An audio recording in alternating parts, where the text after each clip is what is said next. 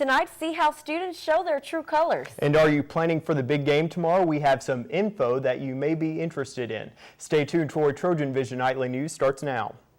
From the High Definition Digital Production Center on the Troy campus, with news from Troy University locations around the world, this is Troy TrojanVision Nightly News. Hello and welcome to Troy TrojanVision Nightly News for August 30th, 2013. I'm Christina Cook. And I'm Judson Garner. Thanks for joining us this evening. Well, all week, Troy students have been gearing up for the first kickoff of the season, and as Courtney Addison shows us, students showed their support by wearing their true colors. Troy's campus looked a lot like a sea of Cardinal Friday from students participating in College Colors Day. Students were encouraged to wear Cardinal, silver, or black to show their support for the Trojan football team. Well, I love Troy University, and any way to show support to them, especially by just wearing our colors, something as simple as that, really makes all the difference, I think, in our school spirit. It's pre-game day, you know, I got to show my school spirit. College Colors Day is just one of the many ways Troy University has geared up for the first football game. Every athlete wants to know that his or her school supports them in every way, and wearing a Cardinal shirt is just one of the simplest ways to show school pride. I think it just shows them that we support them. I know it's hard in this state with Auburn and Alabama all over the place, but it just shows that, you know, there is a tight-knit group of Troy students that love Troy athletics and that want to pull for them and show their support. You know, they work really hard, and I think the least we can do is just to wear our school colors, to support them in all they do to support our school. And how will some students continue to show their school spirit throughout the weekend? Just tailgate with friends and hang out and hopefully watch our Trojans win the game. We're going to go to the Troy game, we're going to tailgate all day and then have a good time at the Troy game and beat UAB. Courtney Addison, Troy TrojanVision News. And College Colors Day is a nationwide event. Universities and colleges across the country all showed support today by wearing their school colors. Well, game day is tomorrow, and Troy University will be implementing some new changes in tradition, starting with the new tailgate area. With the official Troy football season just one day away, Troy University is taking some time out to start the new season with some changes in tradition. About a couple of months after last football season, a committee got together and had a discussion about how can we make the tailgating experience for our students more effective. By having this big green space down here, we decided to utilize this area to get our students in a congregated location and let them have a better game day experience for every home football game. Now located behind the Sartain Arena, students will have an entire area dedicated to tailgating. And as Calvin Mulkey explains, sometimes change is good. I feel like it will work out. I feel like it's a change, but we got to get used to change with college students. Change happens every day, so I feel like it will be a good effect because we're all together. So, could the new location for Trojan tailgating become a success?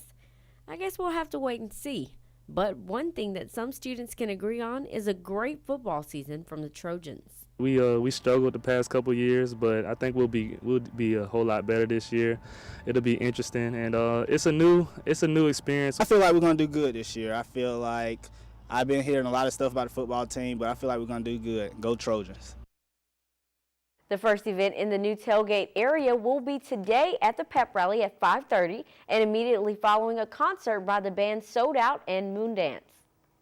Well, for anyone who wants to start their game day festivities earlier, the city of Troy is offering folks a chance to have a little football fun on the square. The city of Troy's downtown tailgate will kick off the game day activities starting tomorrow at 10 a.m. The downtown tailgate is a chance for residents to gather and socialize on the square in preparation for Troy's big game against the Blazers. Shuttles will go back and forth between the square and campus, so people who attend the downtown tailgate won't have to worry about finding a spot near the stadium.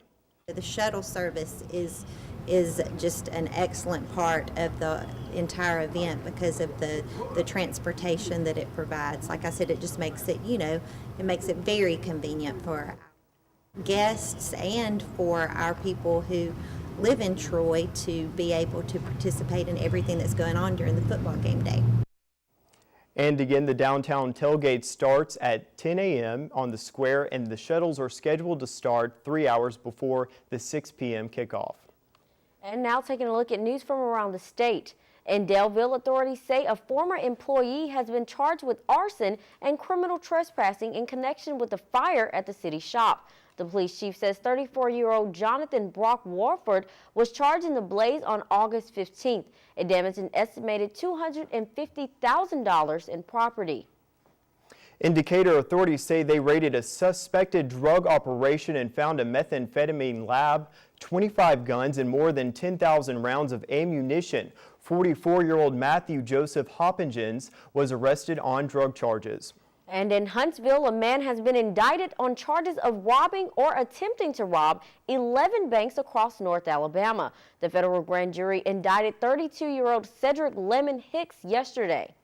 And still to come on Troy TrojanVision Nightly News, kickoff against UAB is only 1 day away, and a lot of fans are eager to see how Troy will perform on the field. Mitchell Spoon will tell us more when he joins us in sports. Now Mitchell Spoon joins us for a look at sports. So Mitchell, college football season kicked off yesterday, but tomorrow is a big day right here in Troy. That's right. Tomorrow they play UAB here at home with kickoff at 6. Well, I'll get more into that starting right now. All right. With only 24 hours before the first game of the season, Trojans all over campus are gearing up for what looks to be an electrifying game. Danielle Percival gives us a look at the upcoming matchup. After months of preparation and hours upon hours of work on the field and in the weight room, Saturday night is the main event. The Troy Trojans and the UAB Blazers will take the field for the 2013 season opener. UAB is certainly a difficult opener. It's a big game for them. It's a big game for us, you got to realize that you're going to get their best shot, and you got to be ready for it. It's not just the season opener for the Trojans, it's the home opener. And Troy has never lost a home opener against a non-conference opponent. Well, it's always fun playing at home, man. When things are going good, at least some people are cheering for you around the whole stadium, not just in one section. So, we love playing at home. We love our fans, and we can hopefully just put on a good show for them on Saturday. Robinson gave fans plenty to watch last season and enters 2013 as the active NCAA leader in passing attempts, completions, and yards. He is also only the third four-year starter in Troy's history, but even the guys at the top still get nervous. It's actually kind of weird that I'm pretty nervous because I put in a lot of work this offseason. So anticipating Saturday, it's getting closer and closer. It actually has crept up on us pretty quick. It seemed like yesterday we were just starting fall camp, and and this weekend we're playing. For the Blazers, running back Darren Reeves rushed for over 1,000 yards last season, and linebacker Mark Wilson says the defense is focused on the rushing attack. To be honest, the biggest challenge is we want to stop the run. We feel like they're going to come out and get in our formation and try to run the ball, and that's what we're going to focus on, making sure we stop the run first. I think our kids getting to the ball and making plays, and when you have a chance to make a play, make it and eliminate the big plays. Danielle Percival, Troy, TrojanVision Sports.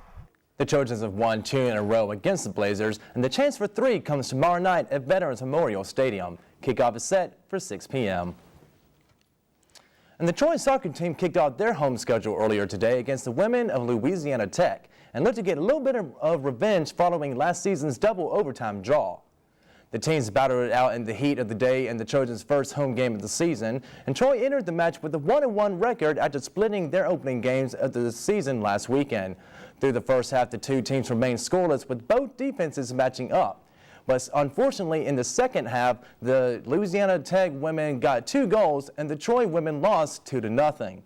This isn't the only action for the Trojans, though, this weekend. This is only part of the Trojan Classic. On Sunday, the Trojans will be back in action again at the Troy Soccer Complex, facing Jackson State in the final game of the tournament.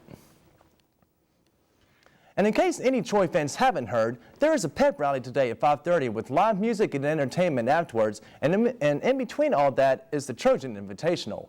The cross-country team will be hosting the event at the football practice fields, and for the women, 8 teams will be participating in the event, including Sun Belt members Georgia State and South Alabama.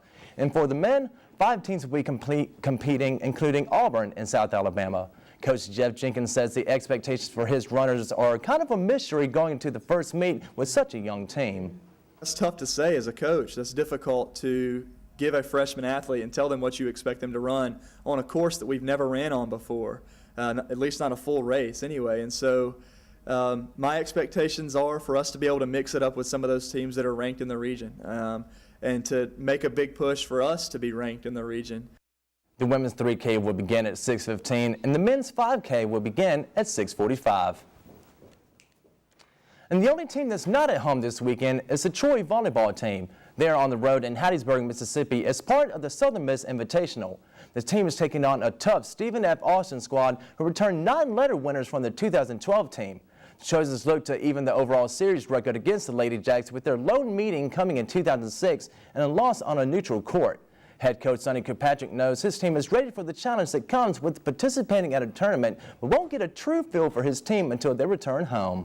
Playing against someone that doesn't know where we're going to attack or how we do things, that's really the true test to see where we are. We'll know a lot more, really, honestly, about the team come Tuesday after we get our first 4 matches in. At last check, the teams were split at 2 sets apiece. The Trojans will play Southern Miss tomorrow at 11 a.m. and then move on to Jackson State at 1:30 on the same day. The Trojans will have their first home opener on Labor Day with the matchup against Georgia Southern at 2 p.m. inside Trojan Arena.